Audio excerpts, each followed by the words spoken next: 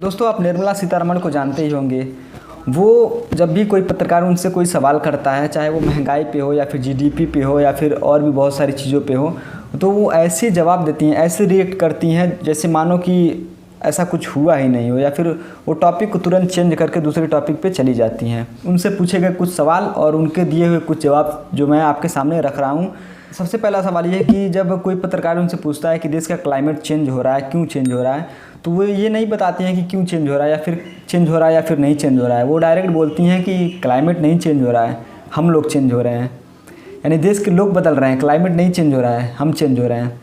दूसरा सवाल अगर कोई कर देता है उनसे, बेरोज़गारी कितनी है देश में, तो वो ये नहीं कहते हैं कि बेरोज़गारी इतनी है या फिर नहीं है या फिर हम बेरोज़गारी को कम करेंगे।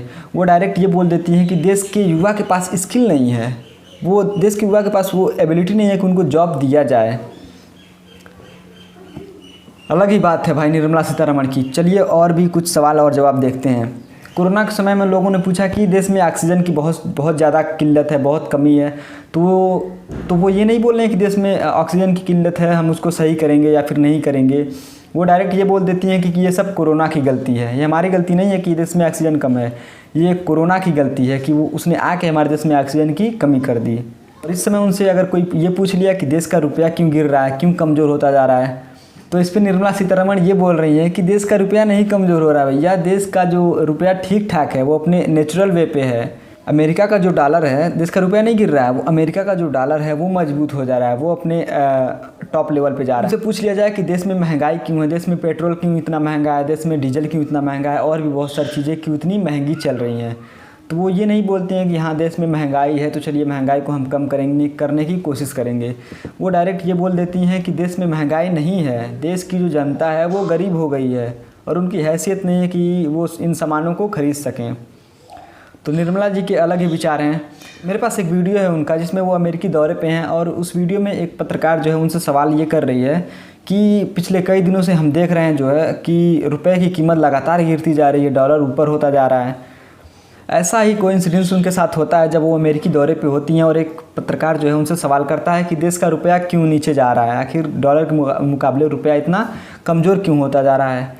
तो वो धीरे से, मैडम जी धीरे से बोलती हैं कि देश का रुपया नहीं गिर रहा है मैडम, देश का जो रुपया है वो अपने नेचुरल वे पे है, लेकिन अमेरिकन डॉलर जो है वो मजबूत होता जा रहा है। हम लोग ठीक ठाक हैं, अमेरिकन डॉलर जो है वो अपनी मजबूती पा रहा है, हमारा रुपया नहीं कमज़ोर हो रहा है। आप उस वीडियो को देखिए और एंजॉय करिए। Thank you so much for doing this, ma'am. Just earlier this week, the Indian rupee traded a bit weaker as geopolitical tensions continue to build up. What is your assessment of the challenges that the rupee could see in the days ahead, and what measures are being taken to tackle the slippery slide?